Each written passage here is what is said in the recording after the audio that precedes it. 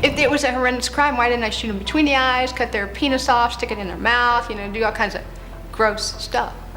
All they were was shot and left. When death row criminals are called out for execution, they are usually given a moment to deliver their last words. Some offer broken confessions, heavy with regret.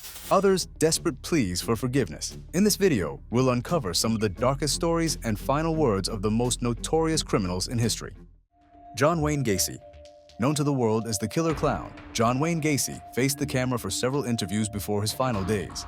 In one troubling interview with Walter Jacobson of CBS 2 Chicago, Gacy put on a chilling performance of innocence. In a bizarre twist, he even claimed a truth serum had cleared him of any guilt. Like others before him, Gacy played the sympathy card, painting himself as a loving family man. People don't want to know the truth and the honesty of it.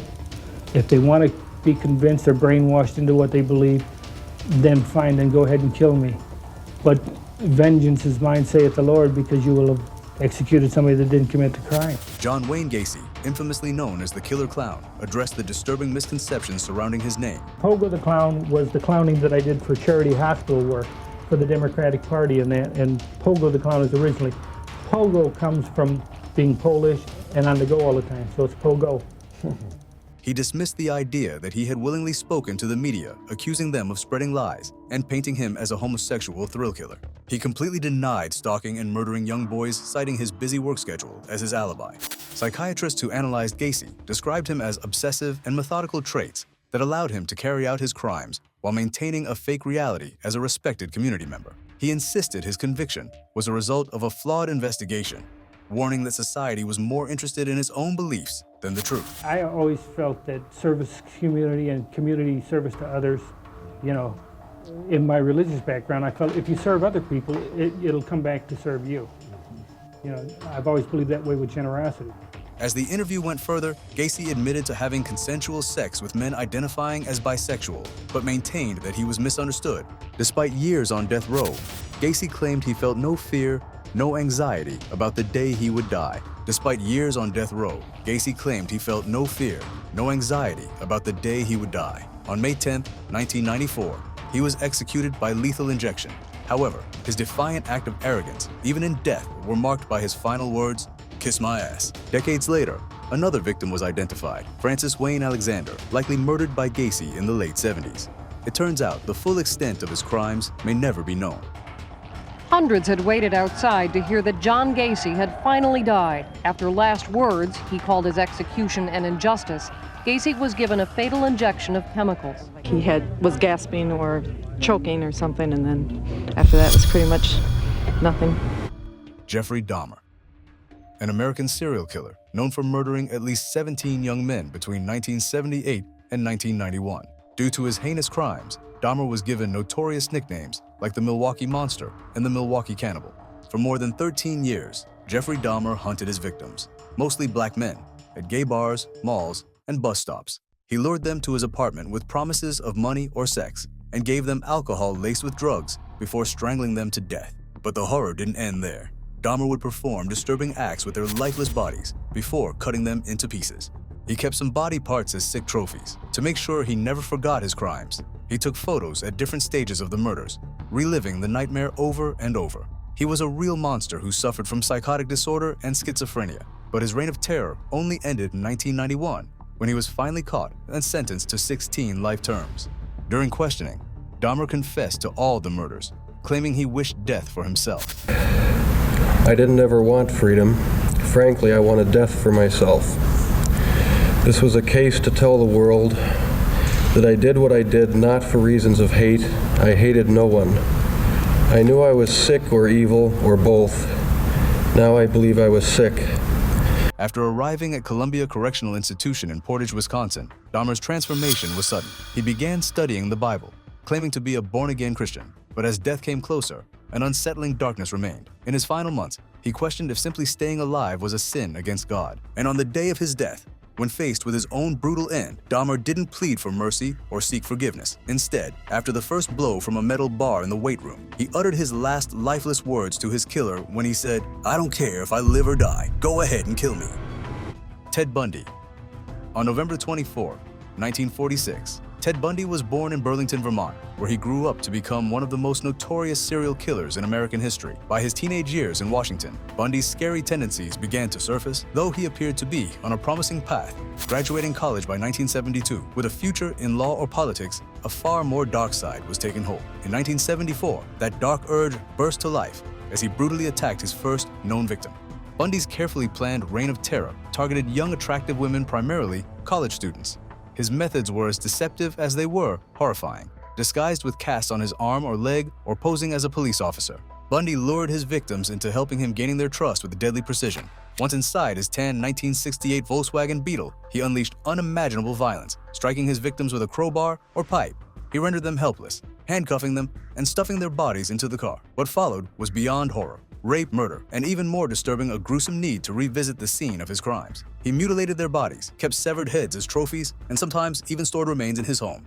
For years, Bundy evaded capture, taking advantage of the limited forensic techniques of the time. His spree continued unchecked, spreading from Washington to Utah, Colorado, and Florida. His first arrest came in 1975, but after escaping custody, he resurfaced in Florida, where he slaughtered 6 more women. It wasn't until a routine traffic stop in February 1978 that his reign finally ended. In the final hours before his execution, Bundy sat down for one last interview. He reflected on his life, claiming he grew up in a wonderful home with Christian parents.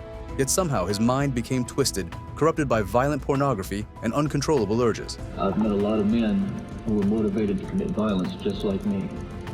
And without exception, every one of them was deeply involved in pornography, without question, without exception, deeply influenced and consumed by an addiction to pornography. Yet even as he confessed the impact of explicit material on his behavior, Bundy took full responsibility for his acts of horror. He admitted that after his first murder, he woke in shock and guilt, horrified by what he had done. But this internal horror didn't stop him. His double life, normal on the surface, monstrous in secret, allowed him to continue his killing, spree manipulating everyone around him, hiding the darkness within. I can't really talk about that right now. Those of us who have been so much influenced by violence in the media, in particular pornographic violence, are not some kind of inherent monsters. We are your sons and we are your husbands. And we grew up in regular families. And pornography can reach out and snatch a kid out of any house today. Bundy's final confession was a chilling reminder of the evil he embodied. He acknowledged the immense pain he caused, the lives he shattered, and accepted that society deserved to be protected from him. His last words were cries for forgiveness while giving in to his punishment. Before his execution, Bundy said, "I don't want to die, but I deserve the most extreme punishment society has." On January 24, 1989, Ted Bundy was executed in the electric chair. Wesley Allen Dodd. In the fall of 1989, Vancouver, Washington, was haunted by the terrifying crimes of a 29-year-old man named Wesley Allen Dodd. This unassuming figure became a monster, preying upon 3 innocent boys, committing unspeakable acts of rape and murder. Just weeks later, his reign of terror was cut short when police apprehended him in a movie theater, foiling his attempt to abduct another child. It didn't take long for Dodd to confess to the horrific killings. As the prosecution sought the death penalty, Dodd took a surprising turn when he pled guilty. However, the wheels of justice turned slowly. Death penalty cases are notoriously long, coupled with a number of appeals designed to ensure no mistakes were made in delivering such a final verdict. These appeals could stretch for years, even decades, scrutinizing everything from juror misconduct to the adequacy of legal representation. In a cold display of acceptance, he reached out to the Supreme Court of Washington, urging them to allow him to waive his right to appeal. He believed he deserved to die for his heinous acts and wanted the execution to happen as soon as possible. During this time, Dodd continued to push for his own demise, openly discussing his desires in interviews and with pen pals. In one interview, Dodd claimed he would go 30 to 40 miles a day on his bicycle just to look for his next victim. And I would avoid that kind of situation. I'd make sure that I couldn't see any adults anywhere. And if there were no cars coming. How about older kids? Kids were probably about 7 to 10 years old at the time. Okay. Were there specific places that you knew that age group would be? At that point, not really. Okay. I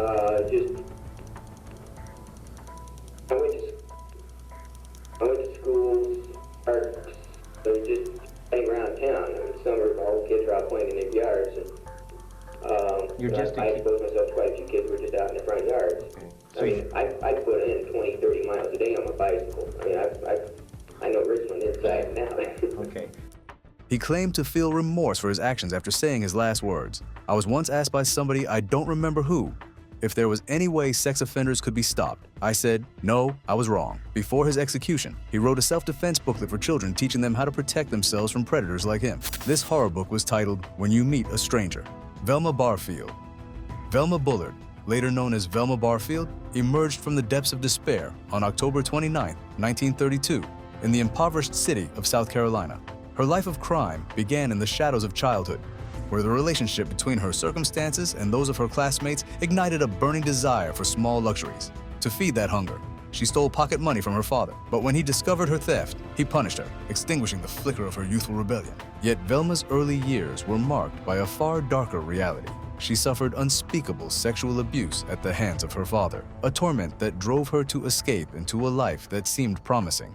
At 17, she married her high school sweetheart, Thomas Burke, and the couple welcomed 2 children into a world fraught with tension. Velma found work in a textile plant, but was forced to leave after a medical emergency that required an urgent hysterectomy. In the wake of her physical trauma, Thomas's growing alcoholism left her feeling isolated and alone. To numb her pain, she sought refuge in prescription drugs, including Librium and Valium, visiting multiple doctors to feed her addiction. In a desperate bid for freedom, Velma fled her home with her children after a violent argument with her husband, leaving Thomas behind. Soon after, tragedy struck. Their home mysteriously caught fire, claiming Thomas's life and reducing everything to ashes. Velma and her children were forced to return to her parents, only for the darkness to deepen when her mother fell ill shortly after their return. As Velma took on work as a caretaker, an eerie pattern began to unfold. 2 of her charges mysteriously fell ill and died under her watch.